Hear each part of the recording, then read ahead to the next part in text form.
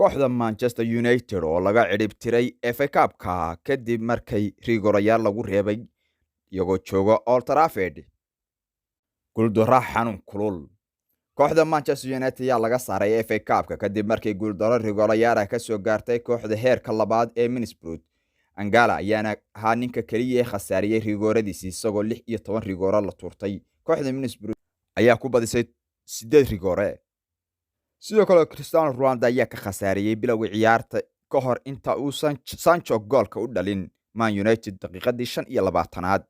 laakiin Man United iyo taageerayaashooda ayaa amaka ku noqotay goolkii Matt uu ku berbereeyay inkastoo ay kubadaas gacan ku soo dhacday.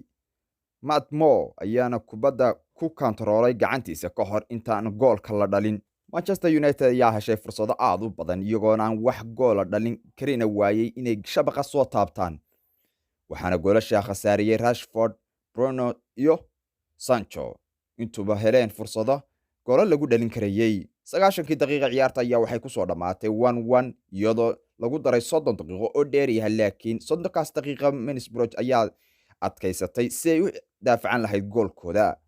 haddaba waxaa la isla aaday rigorayaal 120kii markay soo dhamaatay ciyaarta ayaa la isla dhaafi waayay barbar dhac 1-1 ahaa, waxaana la isla aaday rigorayaashii la turtay ayaa xiisad iyo xamaasad lahaa kuwaasoo 15 rigoro isku xigta la dhaliyay ka hor inta uusan xidiga Manchester United ee Angela uusan rigoradiisa dusha sare marin. Middlesbrough ayaa soo xasuusay Manchester United inay 6 sanadood ka hor kulan League Cup ah oo ay sidoo kale rigorayaal uga reebeen. ciyaartan haddaba ayaa ku soo dhamaatay rigorayaal Manchester United lagaga reebay FA Cup-ka iyagoo lagaga takhalusay inay ka sii ciyaaraan FA Cup-ka.